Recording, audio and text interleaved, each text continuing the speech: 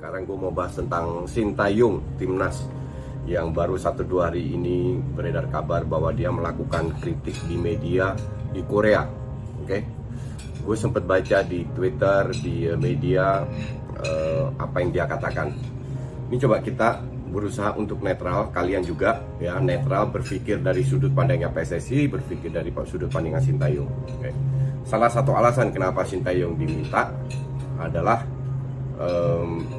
menurut gue ya, ini murni pendapat gue pribadi, feeling gue, karena dia juga orang Asia, biar dia paham tata krama etika orang Asia seperti apa. Oke.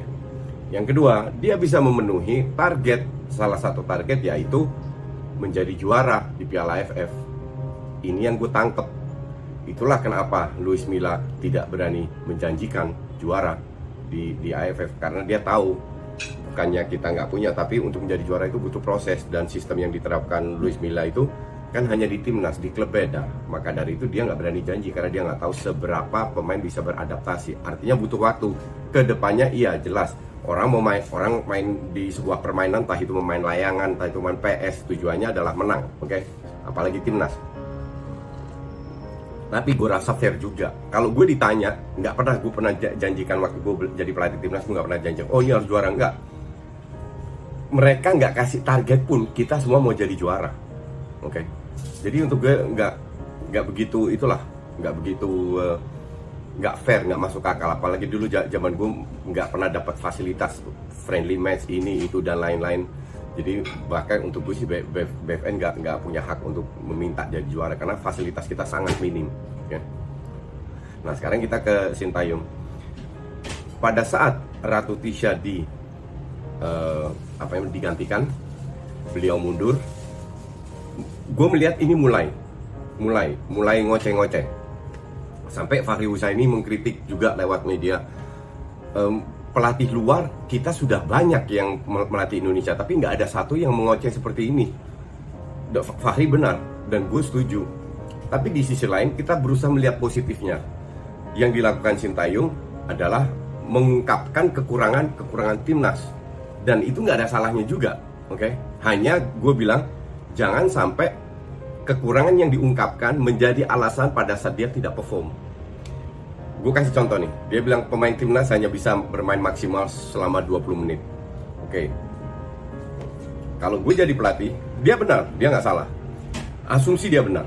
Kalau gue jadi pelatih, gue tahu pemain gue hanya maksimal bisa 20 menit, gue rubah strategi bermainnya. Mungkin parameter dia adalah Korea. Secara fisik bagus, nggak ada yang menyangkal itu. Oke. Tapi kalau lu pegang Indonesia yang berapa level di bawah Korea, lu mau samakan gaya bermainnya, nggak make sense. Karena kita terlalu banyak kekurangan. Maka dari itu dia harus melihat kelebihan kita yang kita punya juga. Beberapa kelebihan kita dan strategi diadaptasi berdasarkan kelebihan yang kita miliki, bukan berdasarkan kekurangan. Oke. Mulai dari situ. Habis itu adem ayam, kena istirahat semua, dipulangkan. Kemarin dengar lagi. Gue sempat nggak percaya loh.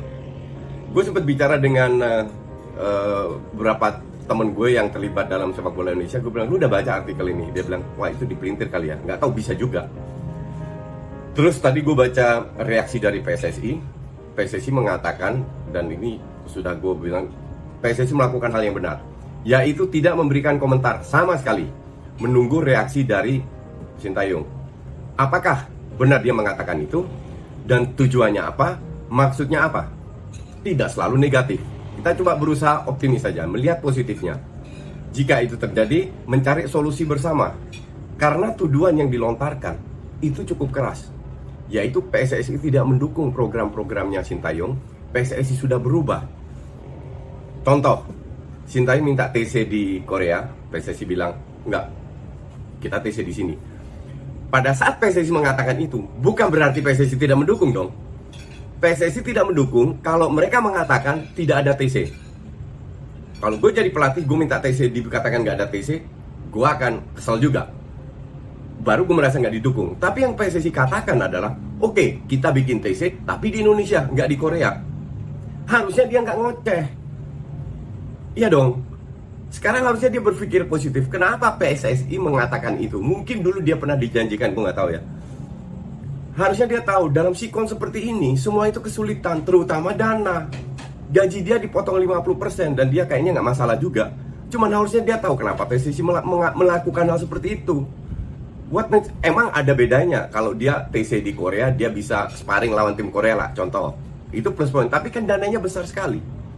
Nah kalau dia sparring di sini, memang nggak bisa sparring lawan tim yang kuat lah istilahnya. Tapi at least lu kan bisa sparring, lu bisa bentuk gitu loh. Jadi untuk gue itu bukan alasan, bukan alasan untuk dilontarkan ke media. Terus apalagi dia katakan target terlalu tinggi. Dia bilang PSSI minta juara AFF, U20 masuk ke, atau U19 masuk ke perempat final Piala Asia ya kalau nggak salah. Terus U16 apa gitu, ada beberapa target. Kalau FA memberikan target dan diberikan fasilitas, itu wajar untuk gue. Ya dong, gue 5 tahun pelatih timnas, gue diminta pada saat kita ke FF, ya Coach Justin kita harus jadi juara. Alasannya apa? Ya karena sepak bola lagi nggak perform, ya kan lucu. Terus lu kasih gue apa? Apakah lu kasih gue sparring? 0, 0, nggak ada sparring. Gue masih inget, kita ke Bandung aja nggak ada duit untuk sparring. Jadi pokoknya lu nggak gue kasih apa-apa, lu harus jadi juara. Kita berapa kali runner up, ranking 3, hampir selalu dapat medali. Itu juga prestasi berdasarkan fasilitas yang kita miliki.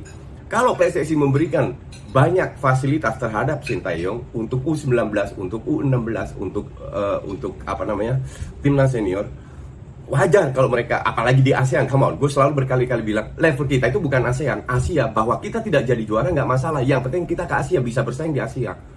Karena apa? Jumlah pemain bola kita jauh lebih banyak, bukan rakyat ya, pemain bola jauh lebih banyak daripada Thailand dan Vietnam. Kalau mereka bisa, kita juga harus bisa. Harus bisa. Nah, disitulah kita bebenah. Kalau dia jawabnya ke salah satu pengurus PSSI, Anda tahu ranking kita berapa? Iya, 173. Jadi untuk dia nggak make sense. Enggak, itu make sense. Kalau dia merasa itu tidak masuk akal, buat apa PSSI sewa pelatih bayar 1,5 M sebulan kalau nggak salah? Kalau dia tidak bisa meraih itu, buat apa? Ambil pelatih lokal aja. Seto bisa kok, yakin gue. Setonya PSIM sekarang ya. Kasih dia waktu 2 tahun bentuk timnas, di 3 tahun dia bisa jadi juara dengan gaji yang jauh lebih murah. Jauh lebih murah. Buat apa ambil dia kalau targetnya cuman apa namanya? Kalau dia nggak mau jadi juara AFF aja nggak mau. Dan itu dikatakan oleh Luis Milla juga. Maka dari itu Luis Milla dia diambil. Harusnya dia nggak boleh komplain. Dia tidak boleh komplain soal hal ini. Nah, yang terakhir yang bikin gue agak kecewa, kaget, kenapa dia harus curhat ke media? Antar orang Asia itu tahu tata krama etika. I can tell you, hal seperti ini jika terjadi di Belanda dan pernah terjadi, tidak sering, itu juga termasuk tidak etis. Di Eropa loh, yang punya budaya berbeda. Ini kita sesama Asia, dia curhat. Harusnya dia datang, dia diem, dia tahan. Dia datang, dia ngomong sama PSSI, kenapa gue nggak boleh TC di Korea? Kenapa gue nggak boleh ini? Kenapa gue nggak boleh itu? Ngerti nggak? Lu boleh punya ide bagus, dan ide dia bagus. Seperti anak-anak U19 makan di video atau di foto atau whatever lah. Banyak hal yang bagus dia utarakan. Cuman caranya bukan seperti itu.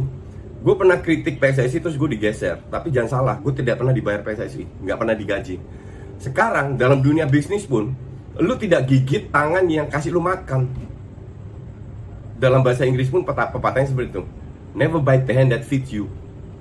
Ya, ini yang dia lakukan. Dia menggigit tangan yang kasih dia makan. Jadi wajar untuk gue PSSI marah. Tapi beruntung PSSI bisa bertindak dewasa, bijak. Lewat tadi siang gue baca lewat Sekjen PLT, beliau mengatakan kita tidak mau komen, kita tunggu dulu sampai Sintayong datang, kita minta klarifikasi. Wajar dan itu harus dilakukan. Biar ini nendang bola aja belum loh timnas. Main official event aja belum sudah keluar-keluar. Yang untung siapa sekarang kayak? Nggak ada, yang untung cuma satu, egonya dia. Dan itu bikin gue kecewa. Harusnya dia bisa turunkan egonya demi kepentingan timnas, walaupun dia bukan orang Indonesia, tapi dia digaji oleh Indonesia untuk bersikap profesional. Thank you.